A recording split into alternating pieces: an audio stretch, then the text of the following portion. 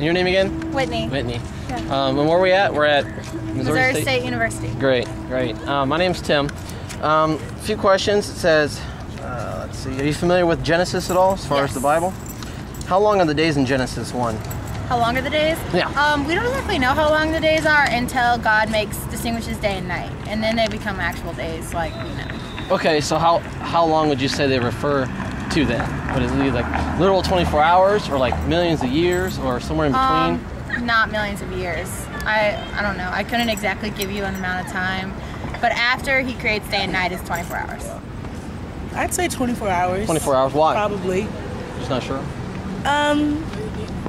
Well, because it talks about the morning and the evening, I guess. Okay. And people in my church believe that that God set the precedent for the week, and that's why it's 7 days, and that's why the hours like that. But I mean, that just kind of makes sense then, huh? Yeah. Okay. I think they're million years. Million years. Okay. Let's see. How old is the Earth in life? I'm not sure about that, but I know it's not a million years old, and I don't believe in carbon dating. So Oh, okay. that's not right. Well, since you brought it up, why not? Because carbon dating is only as accurate as, like, if we have something that we know for sure is from that time, it's only that accurate. And we don't have something that's like a bazillion years old, so you can't know if something is that old. Sure. How old is the Earth? I've heard rumors around the water cooler. I've heard that some, like, Christian groups believe that it's as young as 6,000 years old, but I've heard millions also. Sure. Well, which one do you think? Because they can't both be right. Somebody's wrong. Somebody's wrong. So who is wrong? I don't know. I've never really thought about it. I never really cared. I don't think it really matters that much. Well, the only reason I would say it matters is probably the people that are saying millions of years old are coming from an evolutionistic perspective, right? The only thing is that the reason why I don't think that part matters is I think maybe the word I'm looking for is hermeneutics. Is that the right word? Probably, maybe not. As far as interpreting the Bible. Yeah, I think people get caught up on the small things instead of the big picture about, like, belief in Jesus Christ and love your neighbor as thyself and those types of things. Instead of worrying, man, I wonder when the earth was created. That's really important. Sure. Except the more important thing is about Christ's love and things like that. Well, the reason I think that we shouldn't get, I agree with you, I don't think we should get hung up on how old the earth is. But I think the point is that comes from something a little more serious, because people that say that it's millions of years old are coming from the perspective that God didn't create it. I'm not pretty much sure, maybe some billion years old. Okay, but why?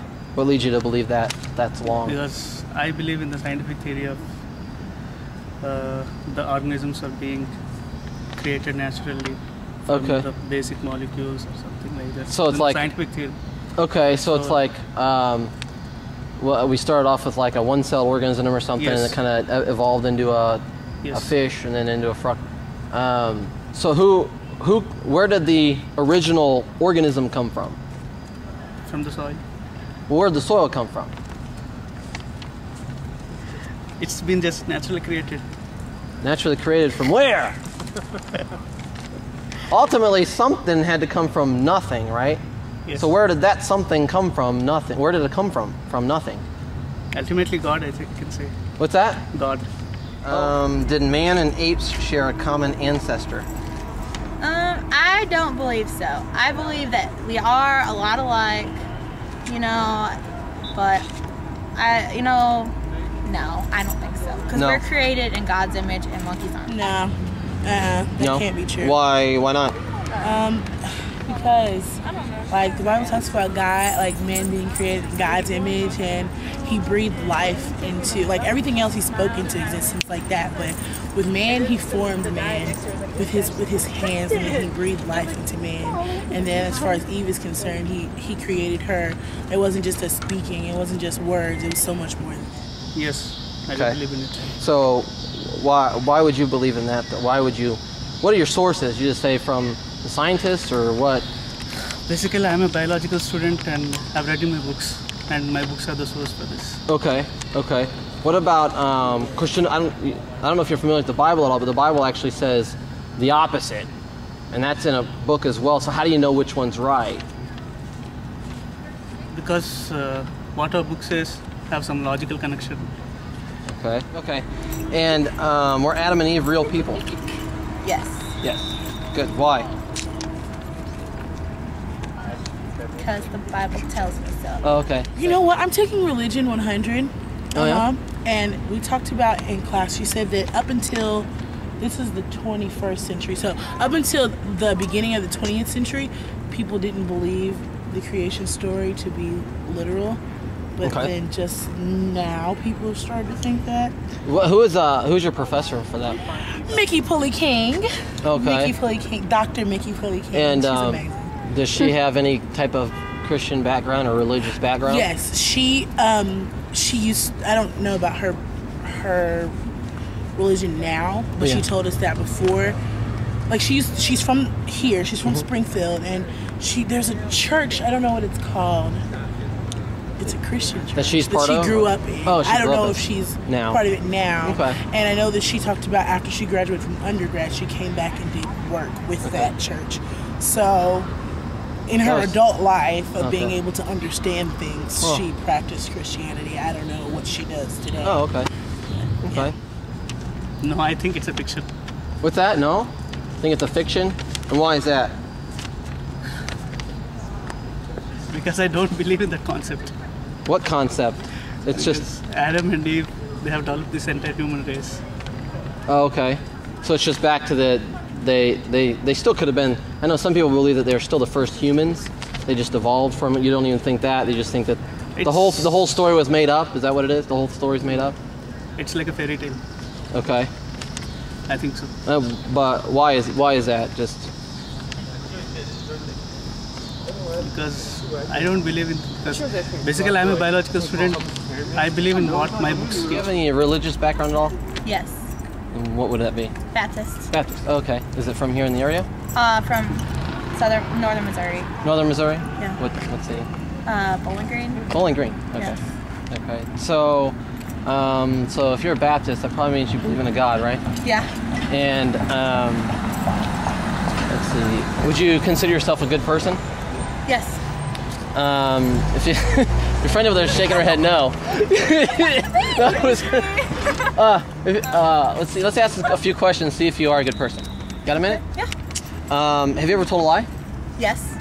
What would that make you? I don't think it makes you a bad person. I think it makes you a sinful person. Okay. What about if I told a lie? What would you call me? A liar. A liar. Okay. Specifically a liar. Have you ever stolen anything? I've thought about stealing, so I guess. Well, even if it's small, irrespective of value, it's still stealing. If it's not yours, pack of gum, $1, whatever. I've stolen a piece of gum. Well, that's still stealing, right? So what do you call somebody that steals things? A robber. A robber or a thief? A thief. That's better. Some people say stealer, and that's not really a word. Stealer.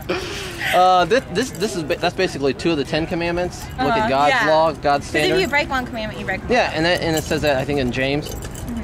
So by God's standard, would you be innocent or guilty for breaking His law?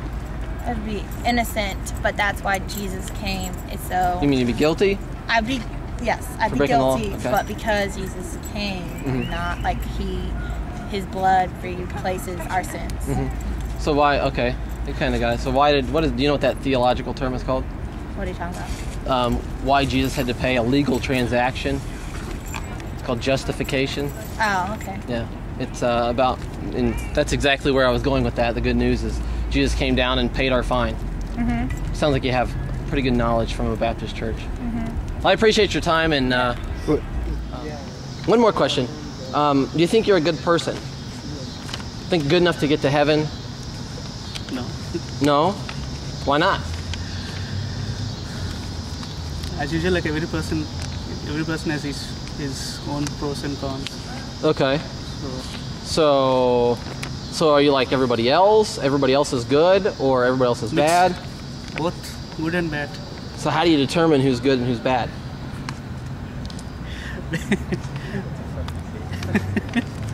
I think